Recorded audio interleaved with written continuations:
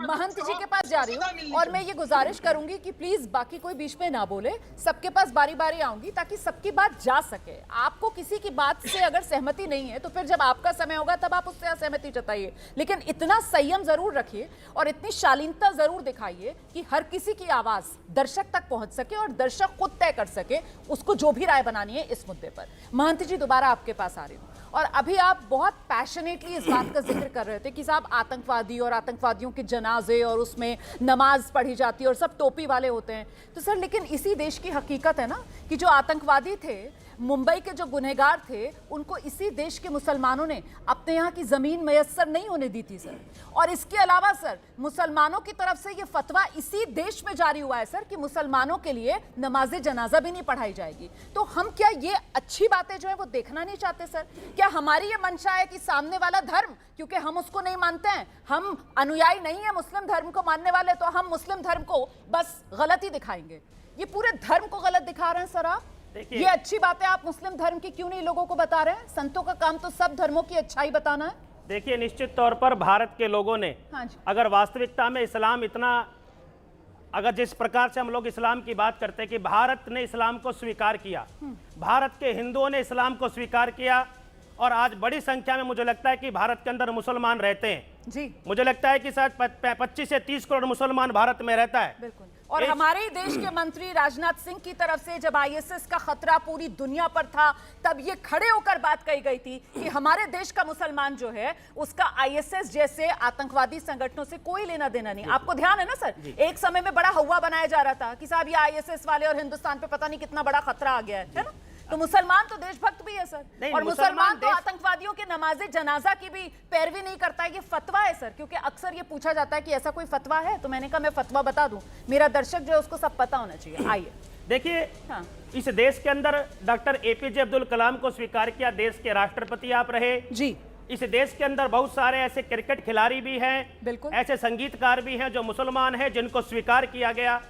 भारत के अंदर, भारतीय संस्कृति सभ्यता के अंदर, भारत माता के अंदर जिस व्यक्ति की विशेष तौर पर मुसलमान आस्था रखता है, भारत माता की जय करता है, वह वंदनीय है, प्रशंसनीय, हम उसको स्वीकार करते हैं। लेकिन हम सब बातों को अच्छी बात कर रहे हैं, लेकिन एक बात जो मैं पूछ रहा हूं उसका जवाब कोई देना नहीं चाहता। मुझसे क्यों नहीं देना चाहता? कारण इसका यह है कि देखिए, एक बात को समझिए ना कि देश के मुसलमानों ने कहा फतवा हो, यहां पर जमीन भी उनको मुसव्वर नहीं होगी, मयस्सर नहीं होगी। मैं कोशिश कर रहा हूं कि मुसलमान खुश हो जाएं जी। मुसलमानों को खुश नहीं होगी कि संविधान की भावना है कि हम में एकजुटता खुश हो जाएं, उसके अनुरूप अपना समरसता की बात करें जी। लेकिन एक बात हमें समझना चाहिए कि जब राम जन्मभूमि की बात करते हैं, आतंकवाद नहीं, वही आतंकवाद से कनेक्ट है, आतंकवाद से कनेक्ट है।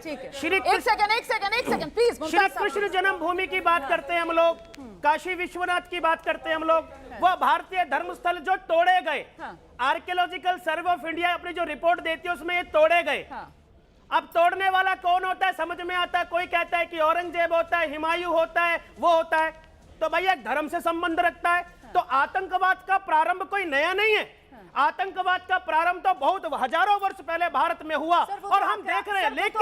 लेकिन मेरी विनती है, कोई सबूत वहां नहीं दिए गए, सच है, झूठ बोल रहे हैं आप कि कोई एक झूठ बोल रहे हैं, झूठ नहीं बोलने देंगे जो आतंकवादी हो, कोई एक हिंदू आतंकवादी का नाम बताइए जिसने पाकिस्तान में जाकर बॉम्ब ब्लास्ट किया हो, मुझे नाम बताइए। सारे मरने वाले मुसलमान क्यों होते हैं ये बताइए, कि वो मुसलमान ही क्यों होते हैं और धाड़ी टोपी वाले ही क्यों होते हैं और कलमा क्यों पढ़ा जाता है। और पहलगाम के अंदर कलमा पूछा गया, नहीं बताया तो मार दिया। अगर वो मुसलमान होते तो बच जाते। क्या इस देश का हिंदू नहीं पूछेगा? आंखों पर पट्टी डालने, अरे तुम्हारे गले मिलेंगे, तुम्हारी सेवैयां खाएंगे, लेकिन सेवैयां खाते खाते तुम पीठ पे छुरा लेके ऐसे मार दोगे, वो स्वीकार नहीं होगा। दंगे हुए हैं, गद्दार बोला जाएगा, हुआ है। महंत जी, वो मार मुसलमान रहे या आतंकवादी रहे?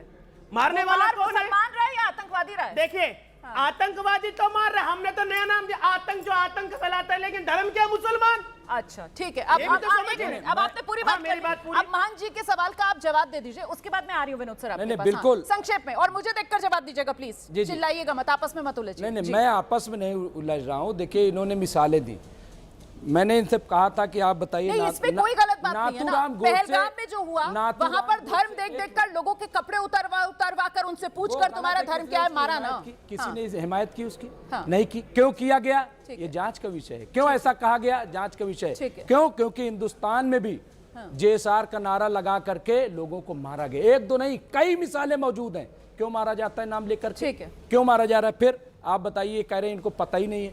इन्होंने इतिहास बस आतंकवाद का पढ़ा, लेकिन नाथूराम गोडसे को नहीं पढ़ा। इन्होंने पढ़ा आतंकवाद, लेकिन इन्होंने इंदिरा गांधी का कत्ल किसने किया वो नहीं पढ़ा। इन्होंने पढ़ा आतंकवाद के बारे में, लेकिन राजीव गांधी का कत्ल किसने किया वो नहीं पढ़ा। इन्होंने पढ़ा आतंकवाद, लेकिन गुजरात में 2000 लोग जला करके मार दिए गए, वो कत्ल दंगे कर दिया थे। गया।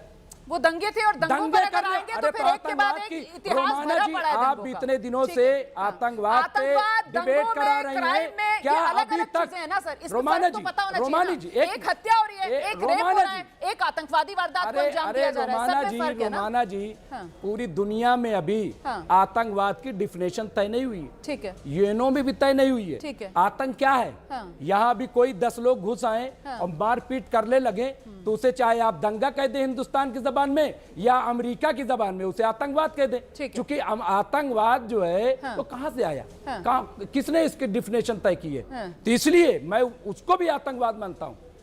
आतंकवाद नया नहीं है। मैं तो कहता हूं करबला में जो इमाम हुसैन को घेर करके जिन लोगों ने मारा वो भी आतंकवाद था। क्या था? क्या आतंकवाद नहीं था, आतंकवाद था। तो इसलिए मैं कह रहा हूं कि आतंकवाद की डिफिनेशन आप तय ठीक कीजिए है। और जानिए कि आतंक ठीक ये सब आतंकवाद ठीक है, है। ठीक है। आज भी, एक मिनट, आज मनोज जी, मैं भी, आपके पास आ रही हूं। और आप अभी लोग जिस जिस मुद्दे तरह पर हम से यहाँ पर चर्चा सुनिए, कर रहे हैं, जिस उसे तरह एक से सेकंड, 20-25 मुमताज साहब प्लीज, आपने अपनी बात पूरी कर ली, अब विनोद जी